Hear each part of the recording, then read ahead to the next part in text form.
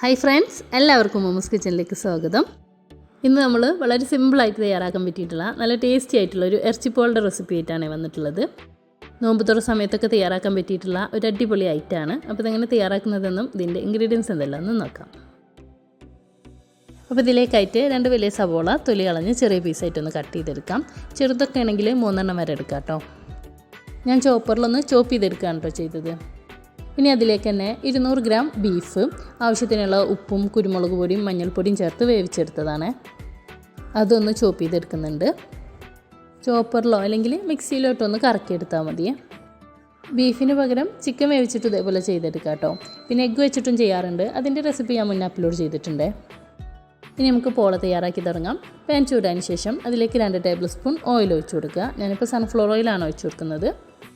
ഇനി ഇതിലേക്ക് നമ്മൾ നേരത്തെ കട്ട് ചെയ്ത് വെച്ചിരിക്കുന്ന സവോള ചേർത്തൊന്ന് വഴറ്റിയെടുക്കാം. ഒരുപാട് നേരമൊന്നും വേണ്ട, ജസ്റ്റ് ഒന്ന് വാടി വന്നാൽ മതി. നമ്മൾ ചെറിയ പീസായിട്ട് കട്ട് ചെയ്തുകൊണ്ട് തന്നെ പെട്ടെന്ന് വാടി കിട്ടും. ഇനി ഇതിലേക്ക് ഒരു കഷ്ണം ഇഞ്ചി ചെറിയ പീസായിട്ട് കട്ട് ചെയ്തതും അതുപോലെ തന്നെ 2 പച്ചമുളക് ചെറുതായി കട്ട് ചെയ്തതും കൂടി ചേർത്ത് വീണ്ടും ഒന്ന് വഴറ്റിയെടുക്കാം. ഇതിൽ ഇഞ്ചിയും പച്ചമുളകൊക്കെ ഒന്ന് വാടി വന്നതിന് ശേഷം ഇതിലേക്ക് നമുക്ക് മസാലപ്പൊടികൾ ചേർത്ത് കൊടുക്കാം. 1 ടീസ്പൂൺ മല്ലിപ്പൊടിയും 1/4 ടീസ്പൂൺ മഞ്ഞൾപ്പൊടിയും 1/2 ടീസ്പൂൺ ഗരം മസാലപ്പൊടിയും പിന്നെ 1/2 ടീസ്പൂൺ പെരിഞ്ജീരകം പൊടിച്ചതും 1 ടീസ്പൂൺ മുളക് പൊടിയും 1 ടീസ്പൂൺ കുരുമുളക് പൊടിയും. മുളക് പൊടിയും കുരുമുളക് പൊടിയൊക്കെ നിങ്ങളുടെ എരിവിനനുസരിച്ച് ചേർത്ത് കൊടുക്കുക. ഇനി ഇതെല്ലാം കൂടി 2-3 സെക്കൻഡ് ഒന്ന് ഇളക്കി കൊടുക്കാം. ഇതിലത്തെ ആ ഒരു പൊടികളുടെ റോസ്മെല്ലൊക്കെ മാറുന്നത് വരെ 2-3 സെക്കൻഡ് ഇളക്കി കൊടുത്തതിന് ശേഷം ഇതിലേക്ക് നമ്മൾ നേരത്തെ കട്ട് ചെയ്ത് വെച്ചിരിക്കുന്ന ബീഫ് ചേർത്ത് കൊടുക്കാം. ഇനി ഇത് വീണ്ടും എല്ലാം കൂടി നല്ലതുപോലെ ഒന്ന് മിക്സ് ചെയ്തെടുക്കാം. ബീഫ് വേവിക്കുന്ന സമയത്ത് നമ്മൾ ഉപ്പ് ചേർത്ത് കൊടുത്തിട്ടുണ്ടായിരുന്നു. അപ്പോൾ നോക്കിയിട്ട് ഉപ്പ് വേണമെങ്കിൽ കുറച്ച് ഉപ്പ് കൂടിയും ചേർത്തിട്ട് വീണ്ടും നല്ലതുപോലെ ഒന്ന് മിക്സ് ചെയ്തെടുക്കാം. ഇനി ഇതെല്ലാം കൂടി നല്ലതുപോലെ ഒന്ന് ജോയിൻ്റ് ആയി കിട്ടാൻ വേണ്ടി 1-2 മിനിറ്റ് ലോ ഫ്ലെയിമിലൊന്ന് ഇങ്ങനെ ഇളക്കി കൊടുക്കാം. അങ്ങനെ നമ്മുടെ ഫില്ലിംഗ് ഇവിടെ റെഡി ആയിട്ടുണ്ട്. ഇനി ഫ്ലെയിം ഓഫ് ചെയ്യാം. ഫ്ലെയിം ഓഫ് ചെയ്തതിന് ശേഷം ലാസ്റ്റായിട്ട് കുറച്ച് മല്ലിയിലൂടെയും സ്പ്രെഡ് ചെയ്ത് വീണ്ടും നല്ലതുപോലെ ഒന്ന് മിക്സ് ചെയ്തെടുക്കാം.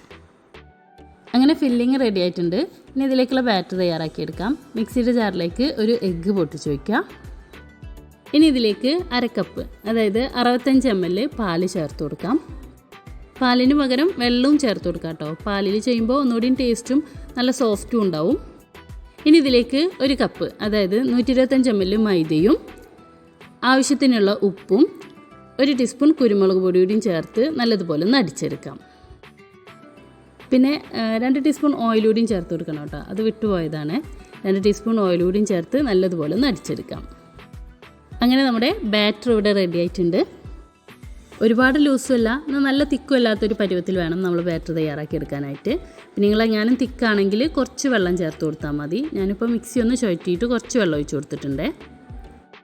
അപ്പോൾ ഈ ഒരു കൺസിസ്റ്റൻസിയിലാണ് ബാറ്റർ വേണ്ടത്. ഒരുപാട് ലൂസും അല്ല, നല്ല തിക്കും അല്ലാത്ത ഈ ഒരു പരുവം.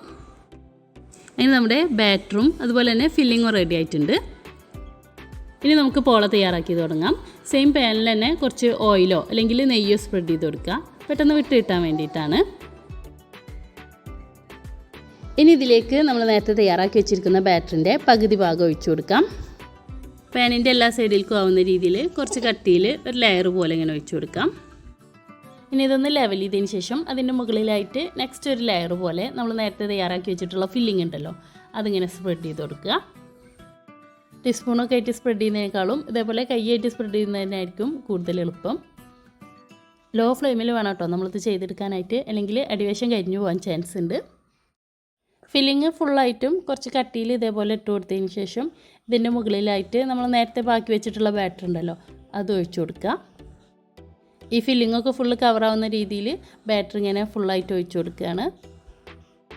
ഇനി ഇത് അടച്ച് വെച്ച് ലോ ഫ്ലെയിമിൽ ഒരു 20 മിനിറ്റ് വേവിച്ചെടുക്കാം.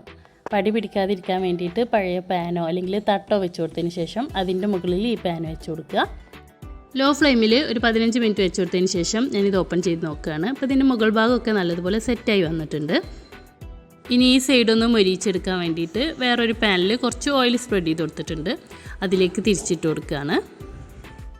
വീണ്ടും ലോ ഫ്ലെയിമിൽ 2-3 മിനിറ്റ് ഒന്ന് വെച്ച് കൊടുത്തതിന് ശേഷം നമുക്കിതൊരു പാത്രത്തിലേക്ക് മാറ്റാം.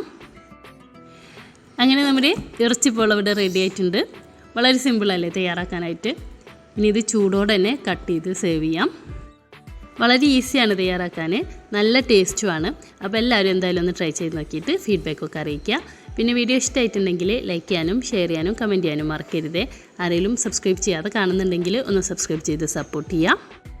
ഇതുപോലെ ഈസി ആയിട്ടുള്ള ഇഫ്താർ വിഭവങ്ങളുമായി വീണ്ടും കാണാം. അതുവരേക്കും ബൈ. Thank you.